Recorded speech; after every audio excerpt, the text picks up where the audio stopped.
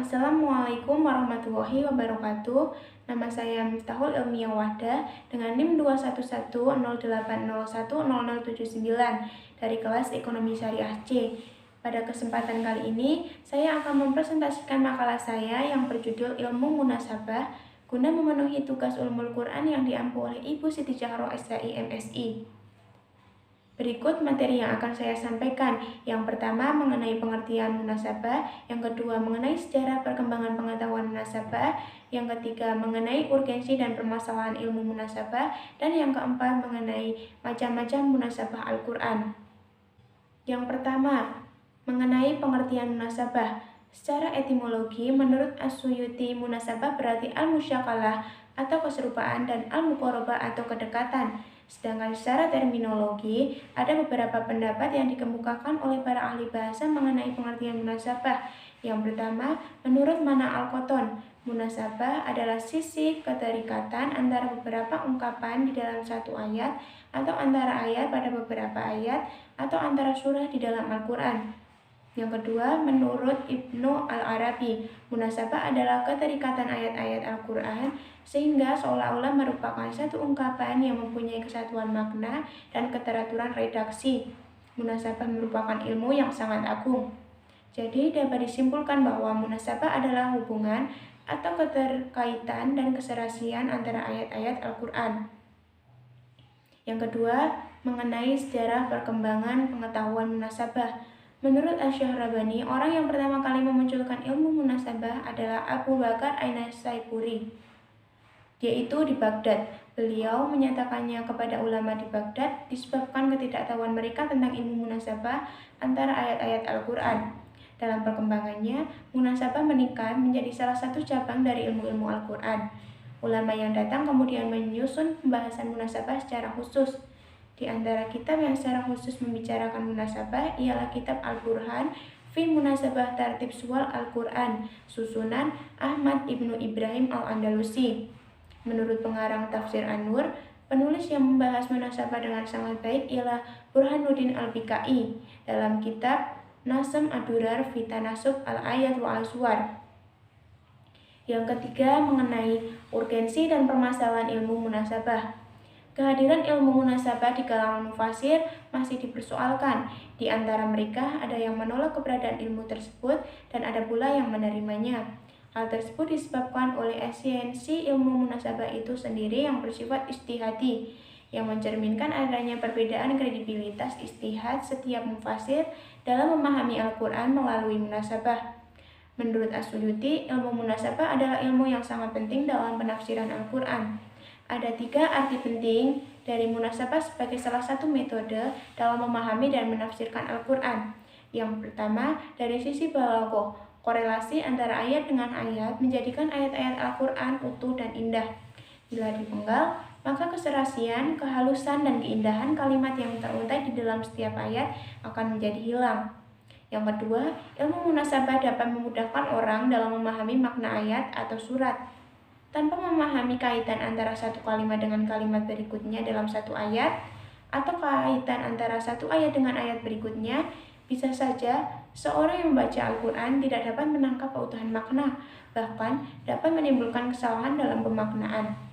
Yang ketiga, ilmu munasabah sangat membantu seorang mufasir dalam menafsirkan ayat-ayat Al-Quran, sehingga dapat menjelaskan keutuhan makna ayat atau kelompok ayat.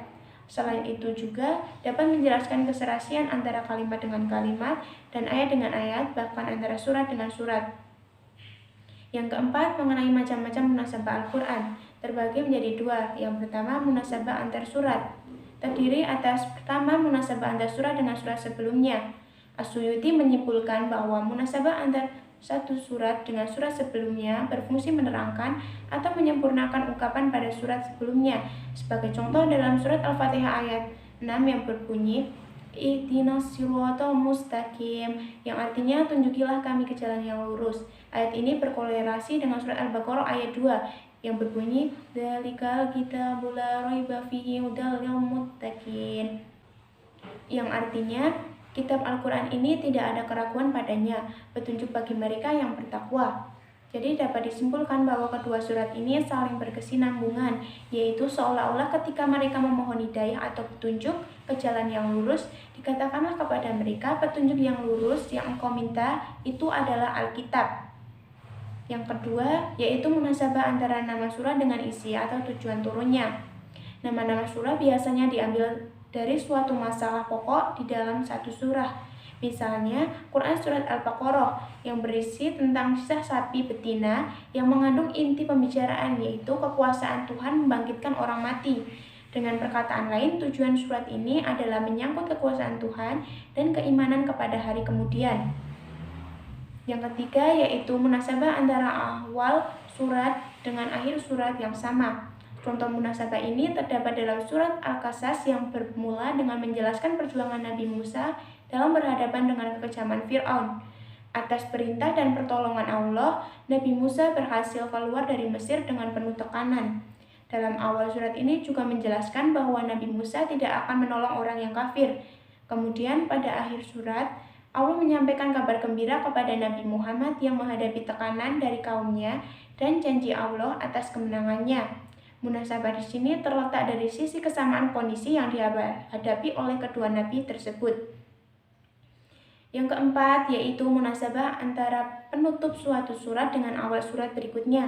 Misalnya pada Quran Surat Al-Waqiah ayat 96 yang berisi perintah untuk bertasbih. Maka bertasbihlah dengan menyebut nama Tuhanmu yang Maha Agung. Sedangkan pada Quran Surat Al-Hadid ayat 1 menyatakan telah bertasbih kepada Allah, semua yang berada di langit dan yang berada di bumi. Terlihat ada keserasian antara dua ayat tersebut.